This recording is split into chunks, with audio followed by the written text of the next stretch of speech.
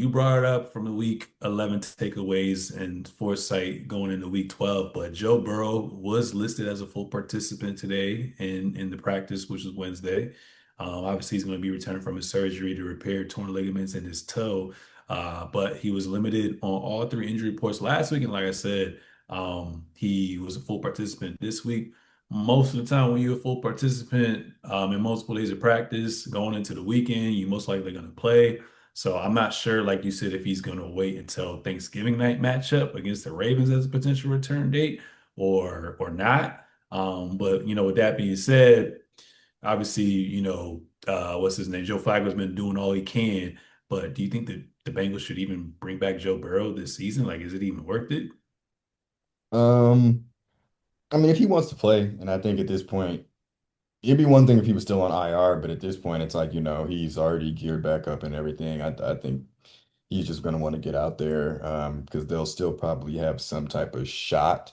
I think it'll be, very, very tough. I think they're going to be in a position where even if they win out, they're going to need some other dominoes to fall in order to get into the playoffs. Mhm. But as long as you have a chance in the NFL, they work really hard and you never know what the next year is going to bring because who knew this year was going to be this bad for them.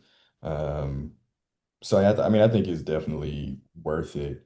Um, but you also just have to like protect him at all costs, man. You Hey, really just man. hope that he has no other injuries, in which I don't even look at him as being really injury prone because he's getting beat up all the time. Like the offensive line is just not really that great. So it's like it makes sense that he would keep getting injured. Mhm. Yeah, no, that's crazy.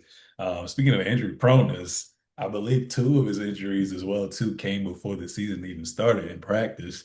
But outside of that, a lot of people have been talking crazy, saying like, "Yo, look at Joe Flacco with these weapons, and he's putting up God level numbers right now." So obviously, if he I do said start, that last week. yeah, and a lot of people have been saying that too.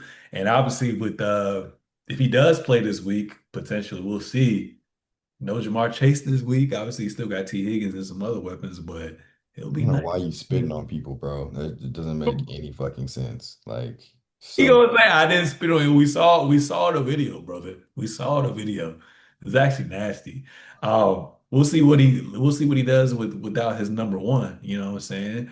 That's gonna be interesting to say. But like you said, they 3-7 right now. So even if they went out 10-7, these other teams that are trying to make it in, the Chargers, the Ravens, the Bills, like the Jaguars, like it's gonna be tough. So I I mean, I guess I'd rather play this. I mean, either way, it's tough because you got the Patriots this week. The next week, you got a division opponent with the Ravens. So if you get to go ahead and play.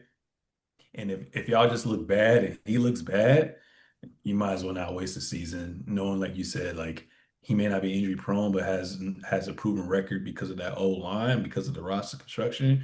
You may want to consider sitting homeboy down. So the league is always better when we know we have our top prospects. So I definitely want him to play, but I understand if he don't play this week and go next week. So